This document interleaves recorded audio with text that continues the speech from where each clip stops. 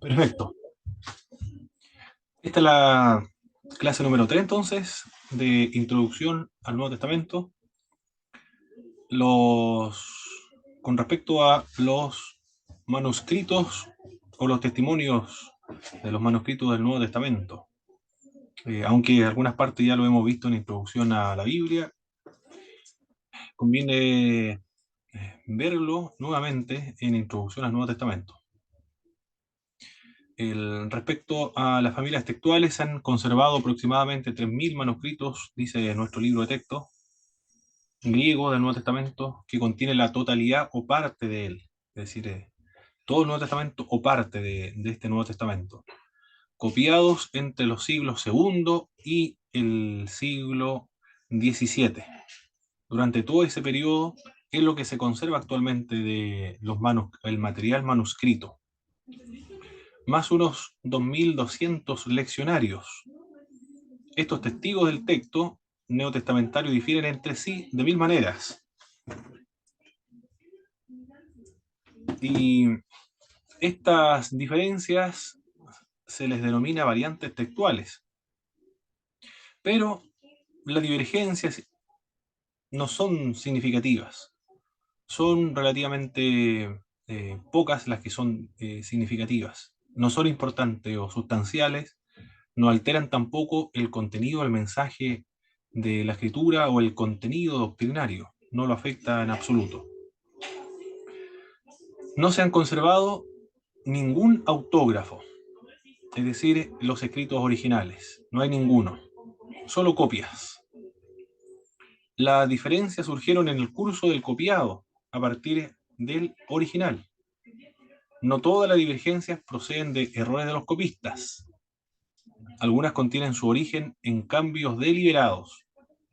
A veces los escribas se sentían impulsados a mejorar el texto griego recibido, o a modernizar la ortografía, a suplementarlo con frases explicativas, a armonizar los evangelios, o incluso a omitir algo que pareciera dudoso. Todo eso es lo que se encuentran en las copias, por eso que difieren y surgen las variantes textuales. Estos grupos importantes de las familias textuales son el alejandrino o la familia textual de Alejandría. Esta familia se caracteriza por sus lecturas breves. Esa es la característica de los textos que provienen y que han sido clasificados como textos alejandrinos. Sus lecturas son muy breves y, bueno, no han sufrido las añadiduras o no han sufrido tampoco los cambios redaccionales. A ver aquí. Bienvenido, mi pastor Mario. Sí, incluyó ingreso mi pastor Mario también. Muy bien. Esas son las familias alejandrinas. La otra familia son las occidentales. La característica de las familias occidentales son las lecturas textuales de este grupo son a menudo parafrásticas. Las occidentales son parafrásticas. ¿A qué se refiere parafrásticas? ¿Qué es lo que quiere decir esta expresión? O paráfrasis.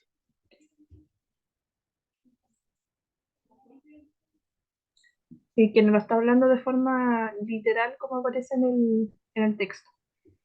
Una lectura libre, de acuerdo a cómo entendió o con las mismas palabras del copista. Muy bien. Esas son las características de los grupos que provienen o que han sido clasificados como occidentales. Y más prolijas también que las breves. Son más prolijas.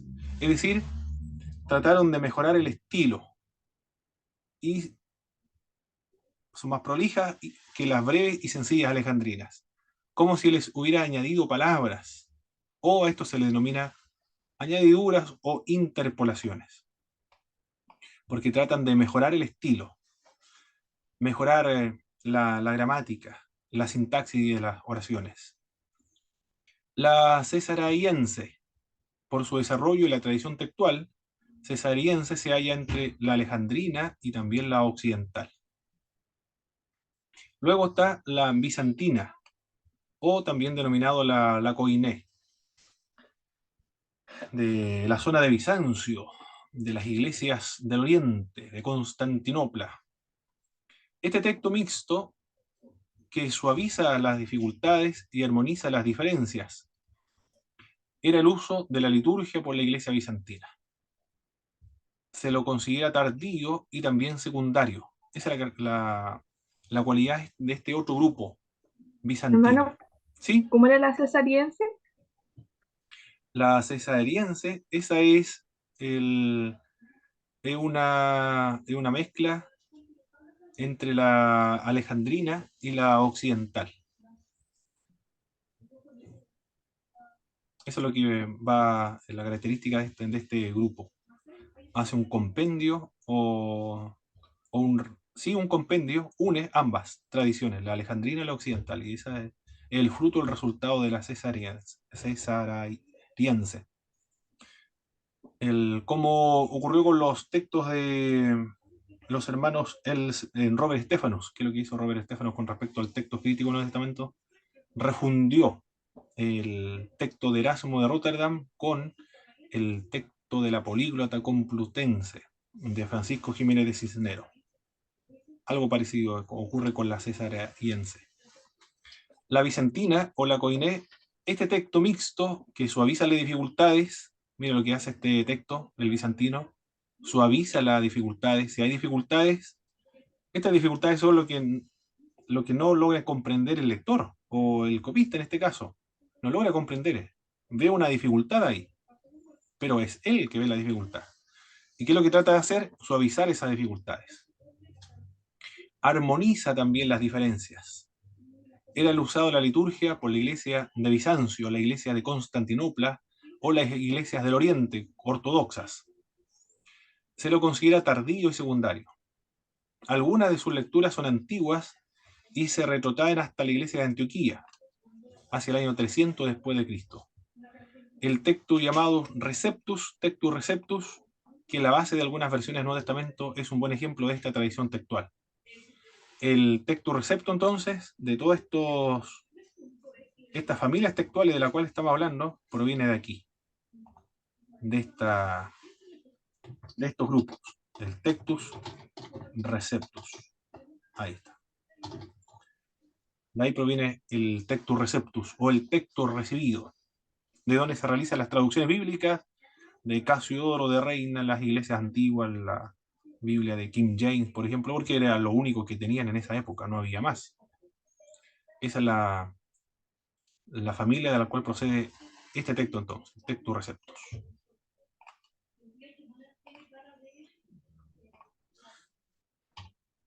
Muy bien. Los papiros ya lo hemos visto, lo hemos trabajado también.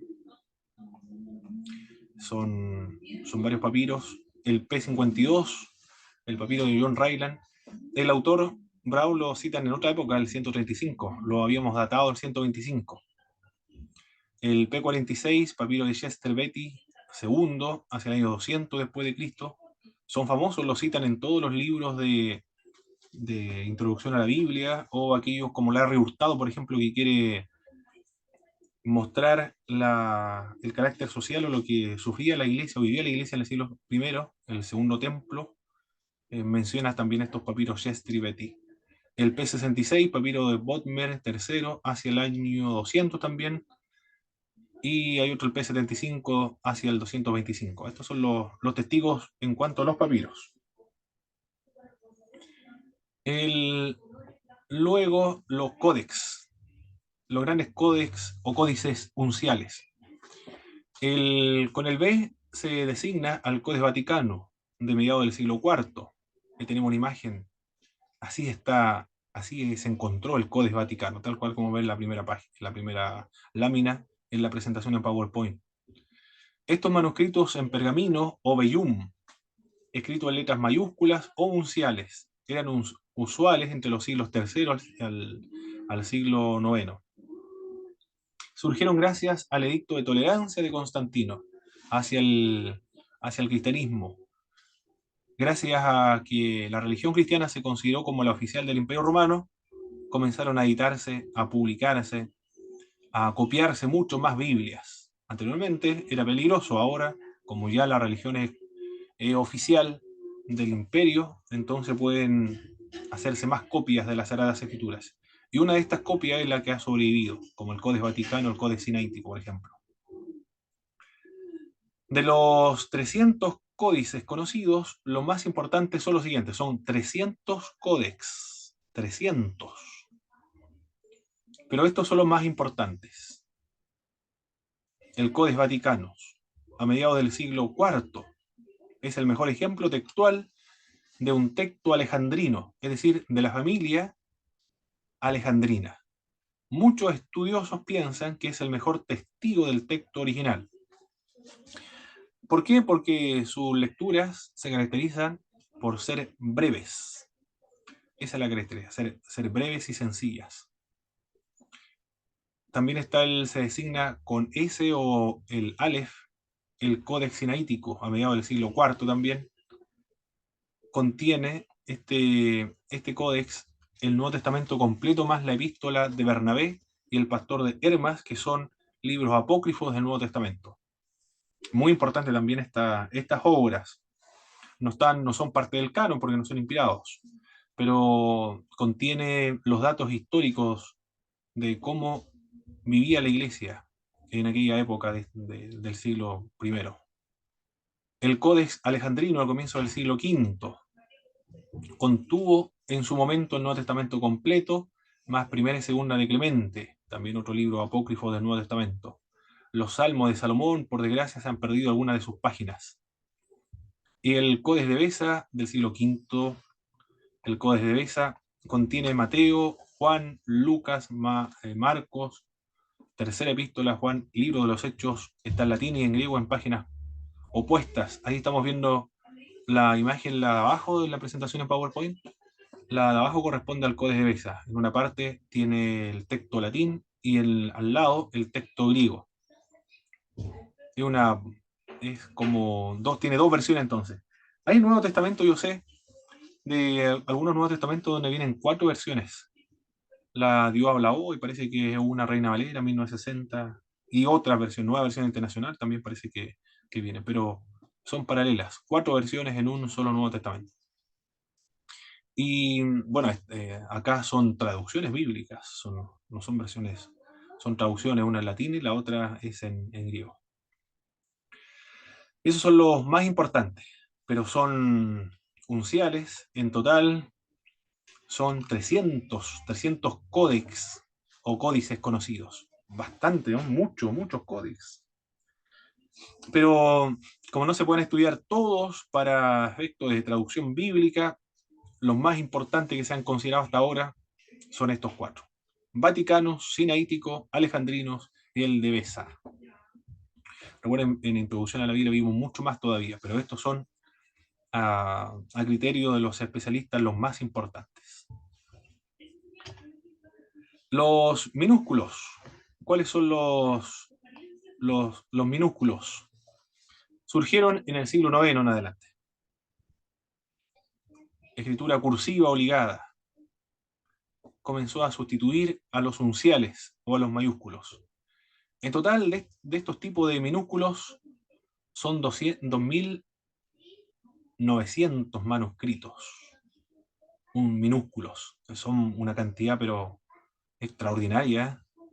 2.900 manuscritos. Impresionante la cantidad de manuscritos de unciales. Claro, lo más importante son los otros. Estos son los cursivos, los minúsculos. Los más importantes son los unciales en mayúscula nada más, porque son más antiguos. Pero dentro de los unciales, el más importante es el Vaticano, el Sinaítico, porque vienen o han sido clasificados como alejandrinos. Son lecturas breves, sencillas. No han sido mejorados en cuanto a su estilo, no hay notas explicativas ni tampoco hay omisiones como sí ocurrió en las otras familias textuales. Y las versiones del Nuevo Testamento, las importantes. Recuerde que nosotros vimos muchas versiones en Introducción a la Biblia, pero estas son las más importantes. Vetus Latina, la Vetus Sira, la Vulgata Latina, la Pechita. La Vetus Latina surgieron junto con la Vetus Sira hacia el año 200 después de Cristo, y la Vulgata surgió a finales del siglo IV por Jerónimo. Y la Pechita surge entre los siglos IV y siglo V, en la normativa para la iglesia siriaca. Hasta el día de hoy, la Biblia que utiliza oficialmente la iglesia siriaca es la Pechita. Hay una... Yo no sé si hay un arzobispo de la iglesia de Antioquía de Siria.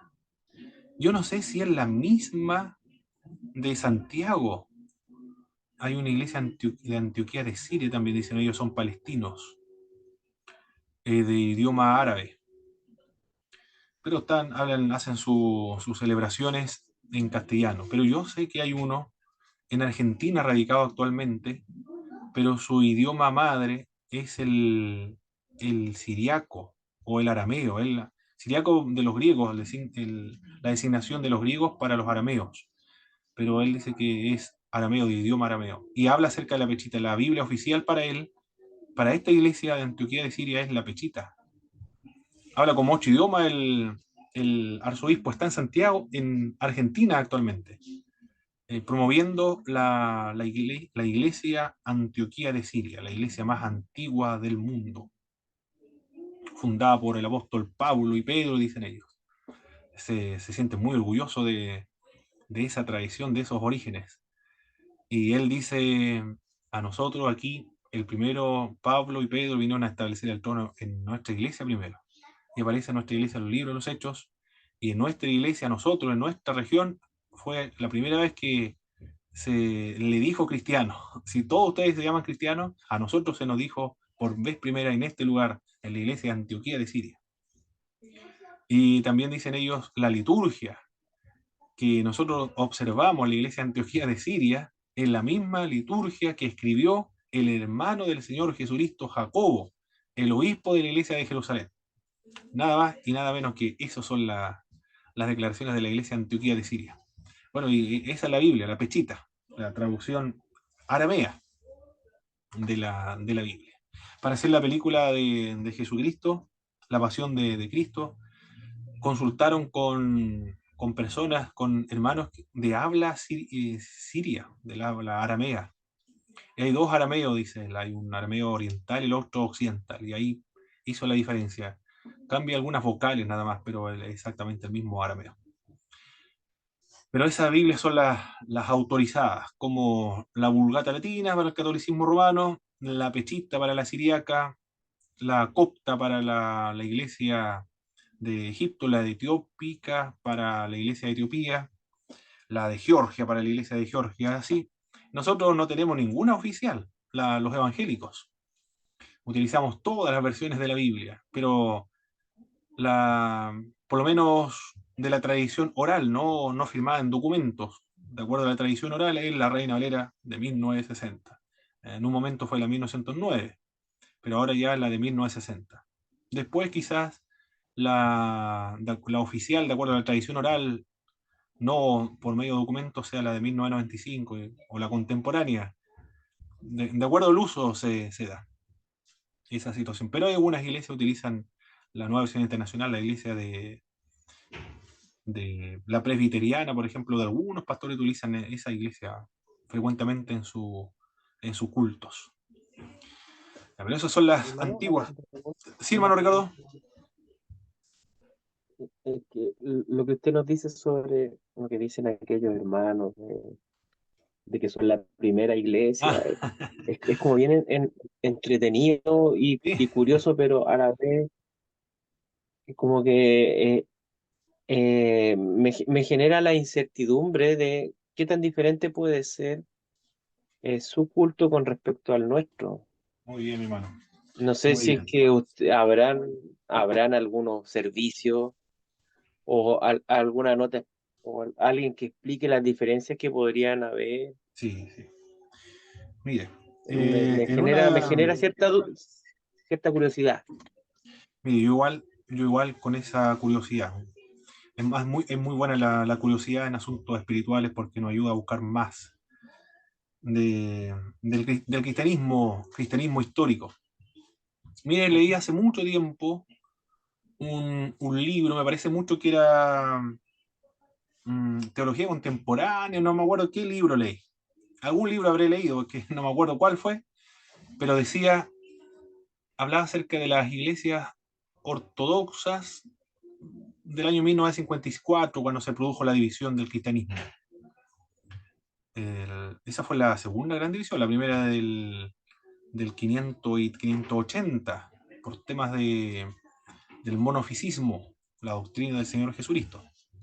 Pero cada 500 años sí, es verdad, hay una división dentro del cristianismo. Pero esto fue la segunda, pero fue la más importante, sí, porque sale la Iglesia Católica, se desprende de las iglesias del Oriente, 1054. Y la Iglesia Católica mire, que son, eh, ¿cómo lo podría explicar? El catolicismo romano dice, en 1054 se separó la Iglesia del Oriente de nosotros, de la raíz, dice la Iglesia Católica Romana. Y la Iglesia del Oriente dice, en el año 1054, el Papa fue el primer protestante que se salió, se desprendió y cortó con la iglesia original. Y el Papa puso un huevo y de esos huevos salieron los protestantes, dicen las iglesias del Oriente. Es decir, si ya la Iglesia Católica Romana es una iglesia apóstata o una iglesia herética, porque la división se produjo por temas también doctrinales, principalmente de la doctrina de la Trinidad. Ellos son trinitarios, son trinitarios, igual que nosotros, trinitarios. Pero en cuanto de la filioque, es decir, ¿de dónde viene Jesús? Perdón, del Espíritu Santo, ¿del Padre o del Hijo? No me refiero al Espíritu de Dios que cayó en Pentecostés, enviado por el Señor Jesucristo. No, no me refiero a eso, sino desde antes de la creación del mundo, de dónde se deriva el Espíritu de Dios.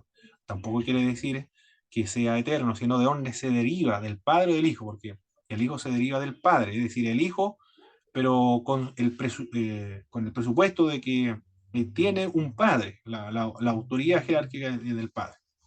En cuanto al espíritu, ¿de dónde procede? Del padre, dicen los ortodoxos, y los latinos, que somos nosotros los occidentales, del padre y del hijo, a esa parte, antes de la creación del mundo. Esa es la más importante, la fundamental. Un tema cultural es también, porque uno hablaba en griego, el otro en latín, por eso se produjo la división. Y este libro decía,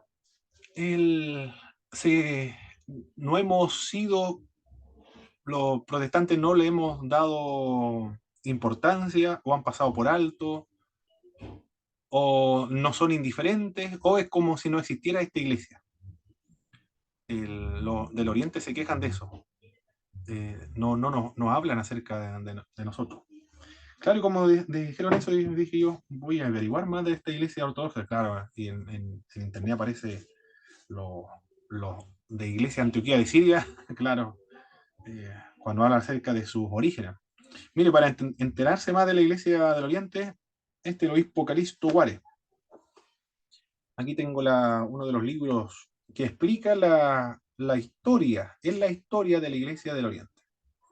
Aquí se va a fijar usted en este libro, la historia de estas iglesias.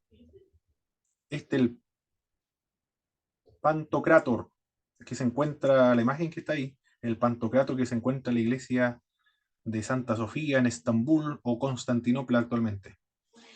Mire, de la iglesia te voy a decir, dice, mire, nosotros nunca nos hemos dividido. 2000 años de cristianismo ininterrumpido sin división. Ya eso lo dicen, ¿no? Pero aquí en este libro, Calixto Guare ya comienza a mencionar varias divisiones dentro de la Iglesia del Oriente. Es decir, hay que ver la historia, es decir, uno puede escuchar, pero hay que irse a la historia. Y lo presenta de la perspectiva histórica. Hay iglesias autocéfalas. En Ucrania hay 3 autocéfalas. Entonces, bueno, dice la iglesia ortodoxa, somos una, no hemos sufrido divisiones. La primera vez que uno lo escucha dice, wow, qué impresionante, no han sufrido divisiones. Y la misma liturgia que dejó Jacobo, el hermano del Señor Jesucristo, él la observan hasta el día de hoy. No, tampoco es tan así como lo menciona. Este libro le va a ayudar bastante para conocer la historia, es la historia, hermano, de la iglesia, igual como nosotros estudiamos la iglesia cristiana del occidente, este le menciona la iglesia, la historia de la iglesia ortodoxa. Otro de los libros que le puede ayudar bastante, parece que tengo otro libro de la iglesia ortodoxa acá, o me imagino que yo, sí, tengo otro más. Sí, tengo 3 libros, pensé que tenía 2, no. El otro es de Oliver Clement. Aquí habla acerca de las doctrinas de la iglesia ortodoxa, en este libro. Este es el autor. Le voy a sacar una foto, después se lo envío al WhatsApp, para que conozca más esta iglesia. Porque es una iglesia importante del Oriente, es la iglesia del Oriente.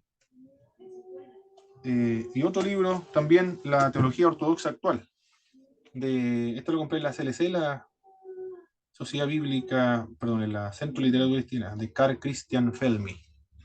Este es el otro. Teología ortodoxa, de la editorial Sígueme. La CLC es el Centro de Literatura Cristiana, en Santiago o en Temuco, donde está la CLC lo pueden comprar. La teología ortodoxa no es la teología especulativa del occidente. Ellos son místicos de la experiencia. Es decir, la teología surge de la oración, de la experiencia con Dios y la experiencia litúrgica. Es diferente, sí. Conocer esta iglesia nos damos cuenta de quiénes somos nosotros nos ayuda también a autocomprendernos a nosotros los cristianos evangélicos. Pero hay bastante información. Usted dice que podría causar cierta curiosidad de cuál es la diferencia de nosotros. Por ejemplo, ellos usan los íconos y le veneran a los íconos, como el catolicismo romano venera a la Virgen María, por ejemplo, los santos le prenden vela, oran por los muertos, hacen también servicios religiosos por los que ya han muerto hace tiempo ya, oran, se comunican, lo utilizan como los muertos como intermediarios.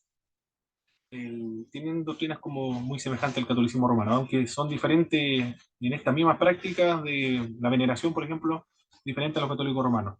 No utilizan estatuas, imágenes tridimensionales, porque ellos dicen que le puede llevar a la adoración. Para evitar la adoración, utilizan solamente iconos. Los sacerdotes se pueden casar. Los obispos no están casados. Pero si hay un obispo y hay alguien que lo promueve en obispo y está casado, puede estar casado. Pero la gran mayoría son monjes de los obispos. Y si lo nombran obispo, ya una vez que lo nombran como obispo de la iglesia ortodoxa, ya no se puede casar. Pero todos los sacerdotes están todos casados. Esa es la otra diferencia. Hay muchas más, pero esas son las más importantes. La liturgia es escuchándola, yo no entiendo nada cuando los rusos, por ejemplo, que llevan a cabo su liturgia. Pero es impresionante, todo cantado, todo lo canta. 2 horas y media, 3 horas a veces. Son como los cultos nuestros, de las iglesias pentecostales, 2 horas, 3 horas, cuando el superintendente 5 horas estaba ahí. Es igual, son 3 horas, 3 horas y media. Pero el permanente, siempre son las 3 horas y media. El catolicismo romano, 1 hora nada más. La iglesia luterana también, una hora. Son algunas diferencias en las iglesias. Bien, sigamos entonces, avanzando con estas presentaciones. Cualquier pregunta, hermano Samuel, mi pastor Mario, que vaya surgiendo, pueden interrumpir la clase activando los micrófonos o usando los mensajes. También pueden enviar mensajes, aunque a veces no me doy cuenta de los mensajes. Muy bien, observaciones sobre el uso de la tradición manuscrita. Muchas de las diferencias, aquí estamos viendo de las diferencias de los manuscritos. de los códex, leccionarios, citas de los padres de la iglesia. Hay muchas variantes textuales. Pero muchas de las diferencias entre las familias textuales que se observan en los grandes códices unciales, cuando hablamos acerca de códices unciales, nos referimos ¿a qué tipo de letra? A las mayúsculas. A las mayúsculas, perfecto. A las mayúsculas, muy bien. A las mayúsculas. A las letras mayúsculas en griego, son todas mayúsculas, esas son las más antiguas. Porque en el siglo IX salen las minúsculas, o también denominadas las cursivas. Pero dentro de los códex, de los unciales, de los siglos IV y V, hay diferencias textuales, variantes textuales. Pero estos ya existían en el 200, ya en el año 200, tal como se deduce de los papiros y las primeras versiones. Ya existían estas diferencias. Surge una pregunta acá, por estas diferencias textuales, o variantes textuales. ¿Cómo pudieron surgir tanta diferencia en los 100 años que siguieron a la composición de los libros originales? La respuesta puede estar en la actitud de los copistas hacia los libros del Nuevo Testamento. Eran estos libros sagrados por su contenido, es decir, por lo que connotaban, por lo que decía el texto, y por el origen del texto, es decir, debía provenir, para que fueran considerados como inspirados por el Espíritu Santo, debían provenir ¿de quién? ¿El Nuevo Testamento?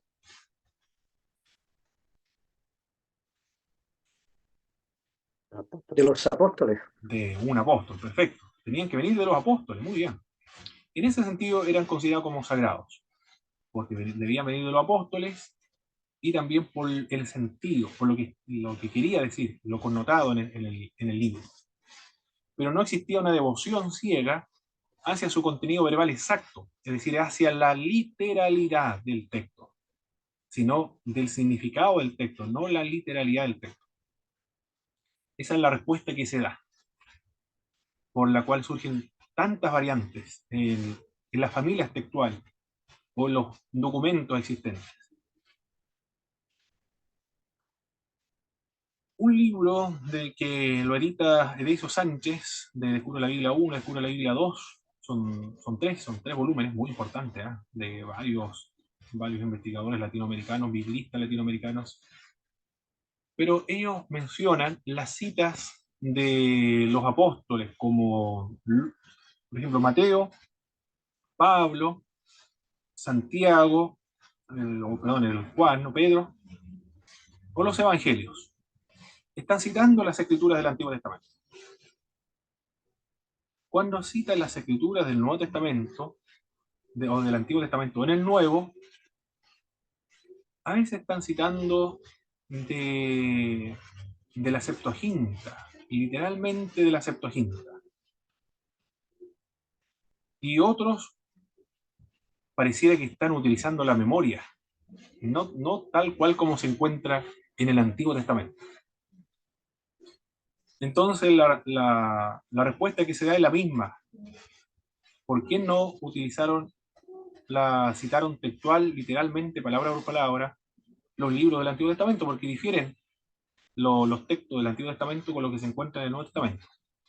Porque lo que le importaba a los escritores inspirados era el contenido, lo que quería decir, más que la literalidad o la textualidad del texto.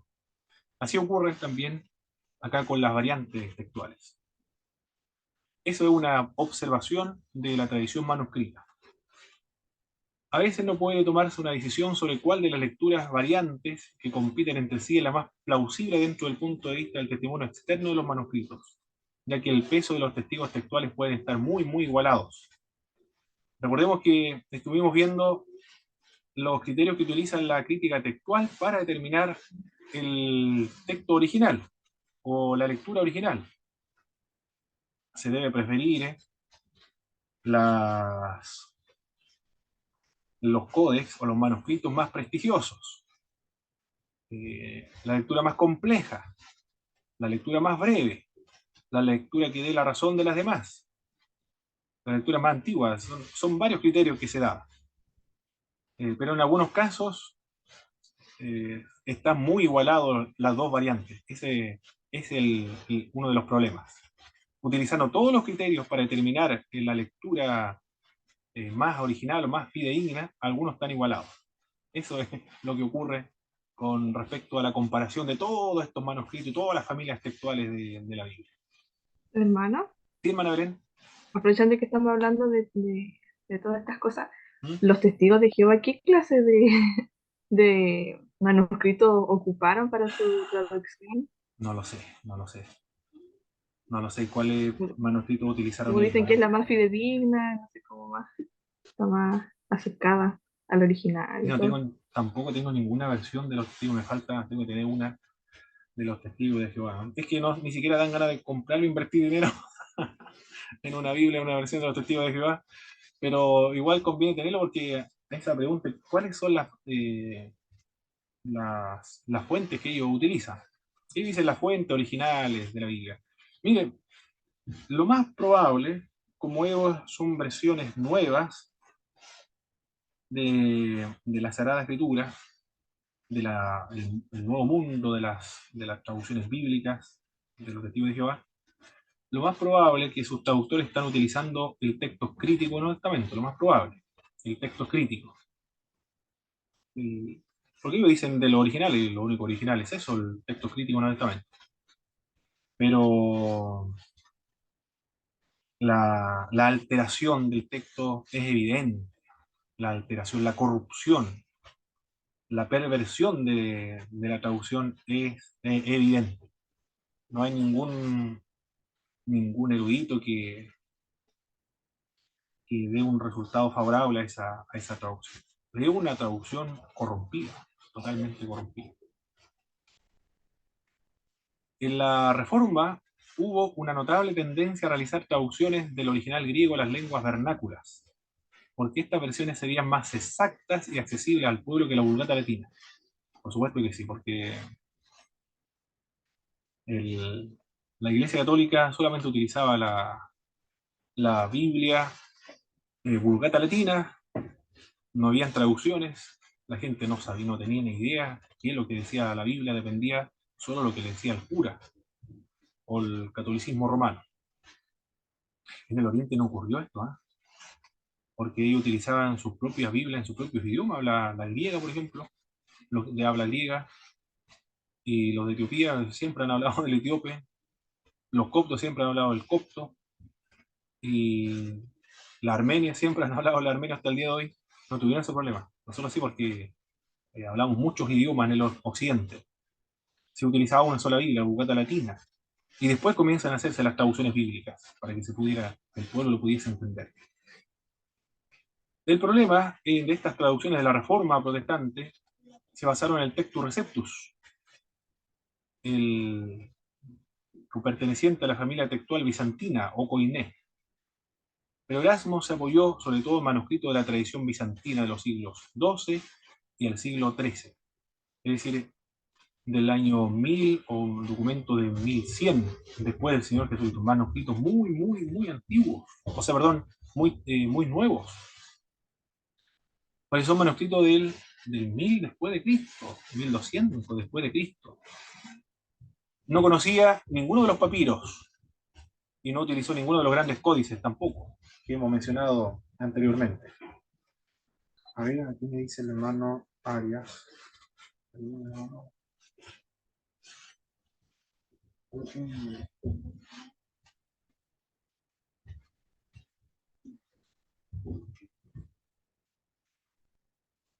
Ah, hermano David, tengo que enviarle el link.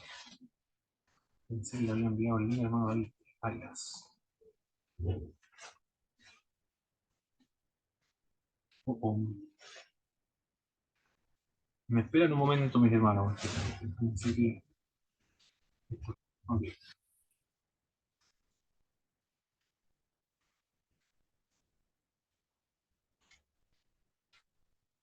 bien. Se ve la presentación completa, ¿verdad, mis hermanos?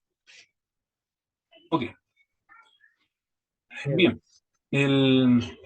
Con respecto a las traducciones de la Reforma, utilizaron textos que tenían a su disposición. Era lo que había. No había más. Por lo tanto, tenían que utilizar. Pero lo importante es que ya no viene de una traducción. Estas traducciones no se hizo de la Vulgata Latina al alemán, al castellano o al inglés, sino que fueron a los documentos que estaban en griego y tradujeron del griego, lo tradujeron a los respectivos idiomas. Eso fue lo notable y lo importante. Claro que Erasmo no encontró, por ejemplo, y lo que hizo Francisco Jiménez de Cisneros, algunas partes o porciones del Apocalipsis en griego, ahí recurrió a la Vulgata y lo tradujo o lo retradujo otra vez al griego. Y ahí se realizan las traducciones posteriores. Pero era lo que había nada más, en esa época, no había nada más. Hicieron todo lo que pudieron de acuerdo a sus recursos.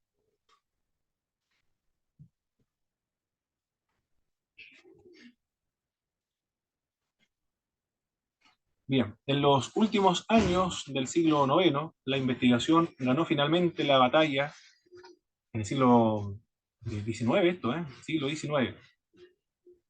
Gana la batalla los especialistas, los investigadores, y reemplazaron al Textus Receptus por nuevas ediciones del Nuevo Testamento. Estaban basados en los grandes unciales y los testigos posteriores de la época de Erasmo. Y ahí surge el texto crítico. Ese es el texto crítico del Nuevo Testamento. Y una oportunidad, no sé si a todos los hermanos, o conversando con el hermano Ricardo, parece que fue, mencioné una de las traducciones del texto crítico y el texto receptus de Apocalipsis, que había mencionado el hermano Ricardo. Yo soy el alfa y el omega, el principio, yo soy el alfa y el omega, el principio y el fin, dice el Señor Todopoderoso. En el texto recepto dice, yo soy el alfa y el omega, dice el Señor Todopoderoso. En el texto receptos dice, yo soy el alfa y el omega, el principio y el fin, dice el Señor Todopoderoso. Esa es la diferencia entre un texto y otro, ¿eh? El texto crítico y el texto recepto. ¿Cuál es la diferencia que notan ustedes, mis hermanos, cuando menciono una traducción? Por ejemplo, la del texto crítico dice, yo soy, en Apocalipsis 1:8 creo que, yo soy el alfa y el omega, dice el Señor Todopoderoso. Eso dice el texto crítico. Y el textus receptus dice, yo soy el alfa y el omega, el principio y el fin, dice el Señor Todopoderoso. ¿Cuál es la diferencia que logran ver entre uno y otro texto griego, mis hermanos?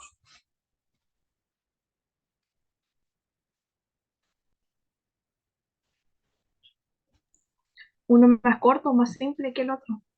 El otro es más largo, ¿ah? El otro es más largo. Hay una explicación ahí. Alfa y omega. ¿Qué significa alfa y omega? Principio y fin. El principio y fin. Se está explicando, pero nota explicativa. El texto receptus proviene de los bizantinos,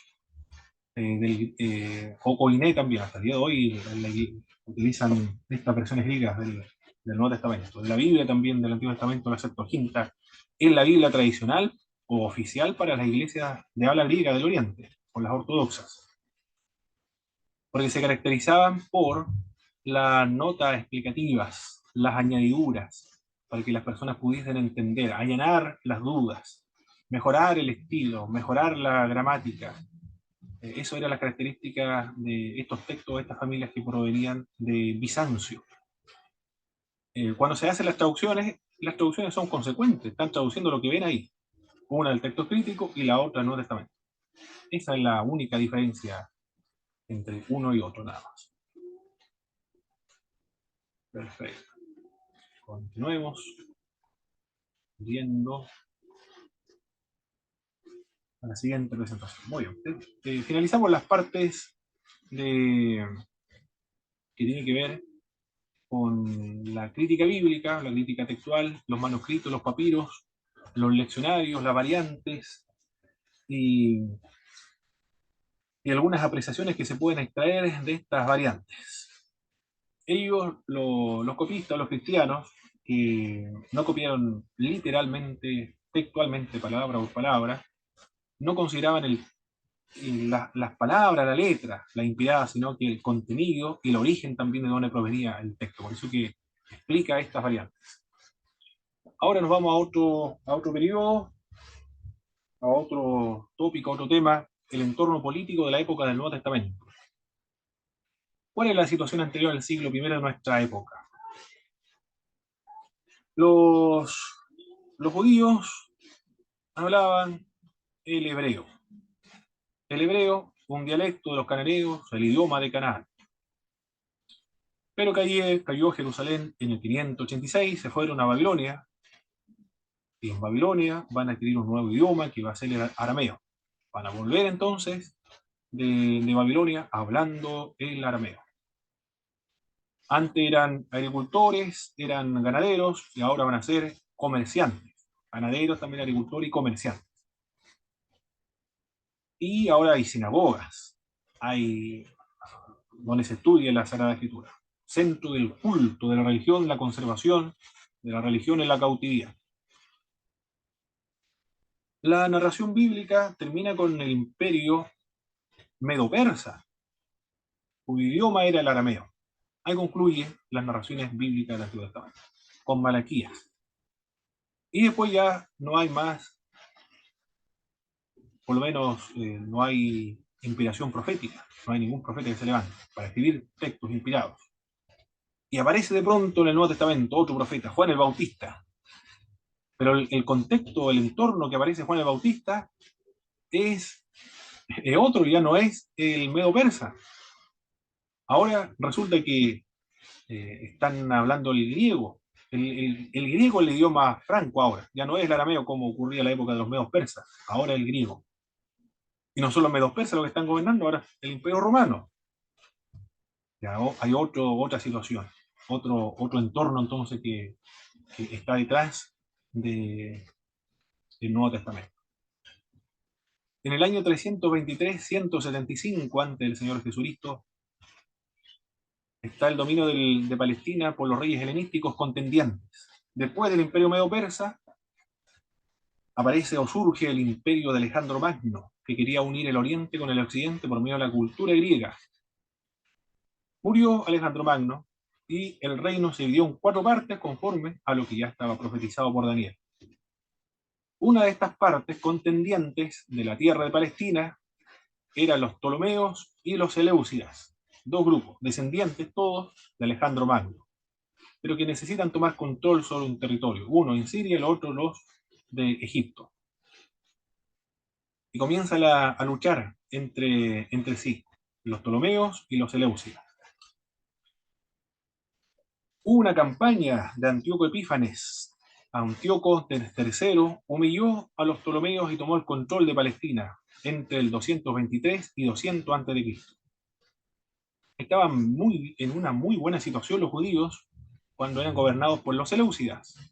Pero llega Ptolomeo, los Ptolomeos, Antíoco Epífanes, y la situación comenzó a agravarse. Ya es más crítico, él es un perseguidor de los judíos, es más fanático de la cultura griega, quiere imponer a la fuerza la cultura griega. En el año 175 al 163 a.C., Antíoco Epífanes, y se produce la revuelta del Macabea y los sumos sacerdotes asmoneos. Este monarca, es decir, Antíoco Epífanes, a ver, ahí.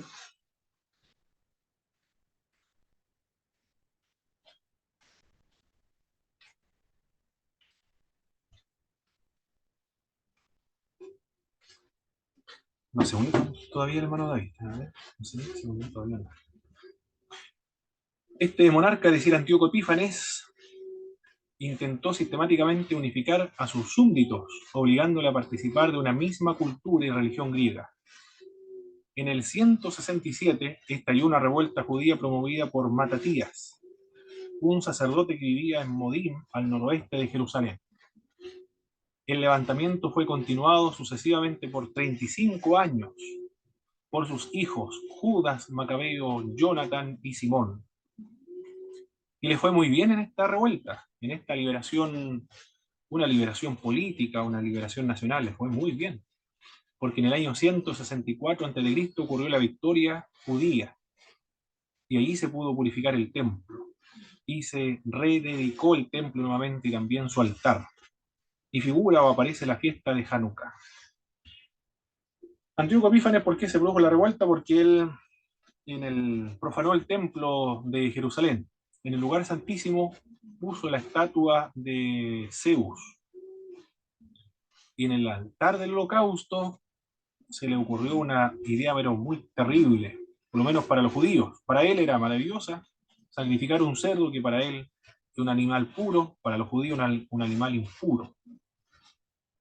Sacrificó un cerdo a Zeus. Esto fue lo que promovió la revuelta de los macabeos, una rebelión armada. Comenzaron primero con escaramuzas y luego ya reunieron a tantos soldados, tanta gente judía, que pudieron enfrentarlo en campo abierto y lo expulsaron finalmente, en el año 164. En el año 63-64 van a llegar los romanos, muy poco tiempo, a 63, 163-64, van a gozar de una libertad e independencia política durante muy poco tiempo. Y va a llegar Herodes, el dominio de Roma, Herodes el Grande y Augusto van a controlar o van a ser dueños de ese territorio en disputa. Esa es la situación durante esta época. La primera imagen representa a Matatías, quien mató a un sacerdote judío que estaba dispuesto a sacrificar en el altar del holocausto un cerdo. Y él mató al sacerdote. Y él le dijo: todos los que tengan celo por Jehová, que me sigan. Y lo siguieron un buen grupo, ¿eh? Y así comenzó la revuelta de los macabeos.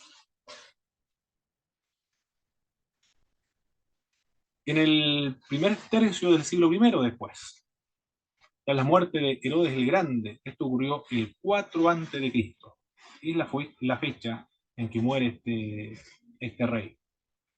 Tras el fallecimiento de este rey, Augusto César dividió su reino en 3 de sus hijos. Arquelao fue uno, el etnarca de Judea, Samaria e Idumea. Arquelao entonces estaba a cargo de Judea, Samaria y Idumea. Otro Herodes, ese fue un Herodes Arquelao, también está Herodes Antipas, fue nombrado tetrarca de Galilea y parte de Transjordania. Dividió el imperio entre sus hijos, 3 de sus hijos. En el segundo tercio del siglo I, el primer periodo del gobierno directo de Roma sobre Judea por medio de prefectos, concluyó el 39 o 40. Herodes Agripa I, que había recibido anteriormente los territorios de su tío Filipo, y Herodes Antipas, era amigo tanto de Calígula, el emperador de Roma, como de su sucesor Claudio. Esto es lo que hace la amistad, ¿eh? Tenía amigos con los emperadores. ¿Y qué van a hacer sus amigos? Van a dejar a Herodes Agripa como el rey sobre toda Palestina. Él se va a hacer cargo de todo ese territorio. Y los Césares no van a tener problema porque era su amigo, un hombre de confianza, por lo tanto él va a gobernar mucho mejor que nosotros. Y a nombre del Imperio de Roma, por supuesto, o le rinde cuenta a Roma. Durante este periodo fue asesinado Santiago, el hermano de Juan, relatado en el libro de Hechos capítulo 12, ocurrida durante el gobierno de Herodes Antipas. Luego de la muerte de este rey surgieron los sicarios. Después que muere Antipas, surgen los sicarios. Los sicarios también se llaman los celotes. Los sicarios viene de sicar, lo que utiliza la daga o el cuchillo, una daga, guardado, escondido en la túnica. Eso eran los sicarios, o los sicarios posteriormente, o los celotes. Y veían a un soldado romano y acababan con la vida del soldado romano. Eran personas que querían celotes. ¿Por qué se llaman celotes? Porque eran celosos. Pero nosotros podemos entender, eran nacionalistas, ultranacionalistas, eran, bueno, los romanos los consideraban como terroristas, El- pero ellos decían, nosotros estamos luchando por la independencia, la liberación política de nuestra nación. Pero el celo no proviene por temas nacionalistas, como puede ocurrir, por ejemplo, cuando un pueblo está oprimido sobre la invasión de otro estado, sino que eran por motivos religiosos. En ese sentido se le aplicaba el término celota. Además que en esta época la política, la economía, la religión no podía separarse, era lo mismo. Porque ellos decían, tenemos un solo rey, un solo Señor, una sola autoridad, y este es Jehová. No vamos a darle tributo a otro que no sea Jehová. Él es nuestro rey, no reconocemos a otro rey. Él nos gobierna a nosotros. A César, si tributamos a César, es no reconocer la autoridad real de Jehová. Es un grave pecado que hagamos aquello. Eso explica la motivación de los celotes o de los sicarios. Por eso que querían independizarse de Roma. Se entendía en ese sentido, se entendía. Barrabás era uno de estos, y uno de los apóstoles del Señor Jesucristo, Simón el Cananista, era también uno de ellos. Fue ejecutado Santiago, el hermano del Señor también, ¿eh? El hermano del Señor fue ejecutado durante esta época, el año 64. La autoridad religiosa en Jerusalén, el que escribe el libro de Santiago también. En el año 64 ocurre el incendio de Roma igualmente. En el año 64 la ejecución de Pedro y Pablo durante los reinados de Nerón, entre 54 y 68. Todo eso ocurre durante estos periodos. Sobre el incendio de Roma, Tácito alude a los cristianos señalando que es una superstición detestable. Así se consideraba a los cristianos durante esta época, una superstición detestable. Menciona también Tácito a un tal Crestus. Claro, hay un error ahí, no, un problema de escritura o escuchó mal, pero evidentemente se está refiriendo a Cristo. Porque él dice Crestus, fundador de esta secta, se está refiriendo a los cristianos, y a su crucifixión. ¿Quién más se denomina ha hecho esto? Una secta y fue crucificado. Durante el reinado de Tiberio, por el procurador Poncio Pilato.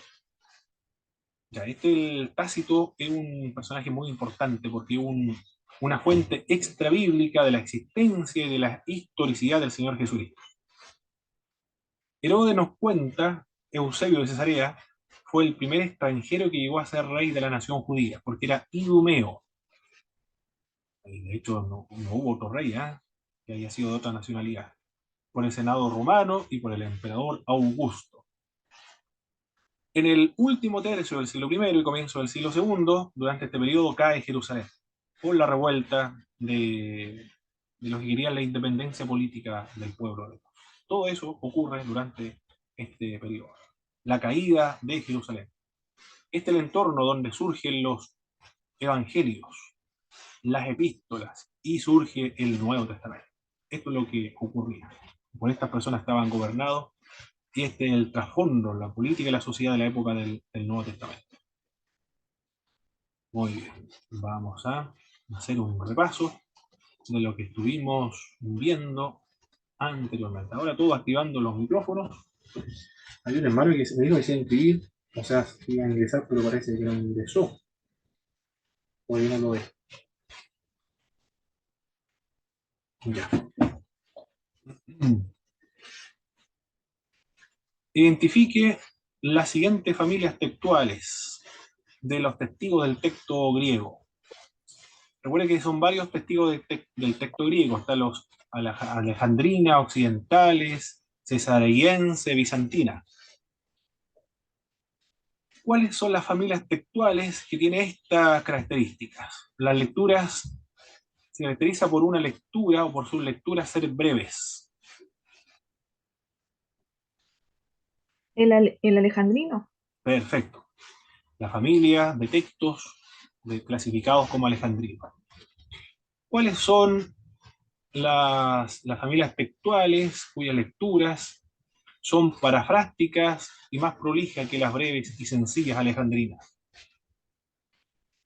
O se caracteriza por las interpolaciones o añadiduras. La occidental. Occidental, perfecto. ¿Cuál es las familias textuales donde el texto es mixto, suaviza las dificultades, armoniza las diferencias, es tardío y secundario?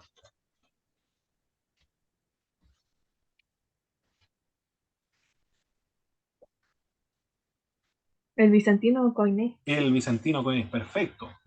El Textus Receptus, ¿de cuál familia textual tiene o deriva su representación? ¿O surge el Textus Eh, Receptus? Está basado en el Textus Receptus.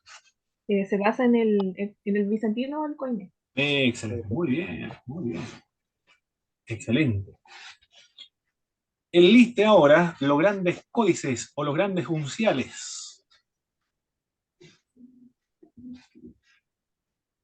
¿Cuáles son estos grandes? Existen muchos, ¿ah? Decir, 300. ¿Cuántos unciales son los más Bet- importantes? Betus Latina, Esos Betus son, Sira, esos son, ¿no? esos son versiones. Ah, ya. Versiones. Los otros son los códex unciales. El Codex Vaticano, Muy bien, el Vaticano, perfecto. Laítico, Sinaítico, muy bien. Alejandrino. Alejandrino y falta uno El más, de Besaya. el de Besa. Muy bien, Besaya. perfecto.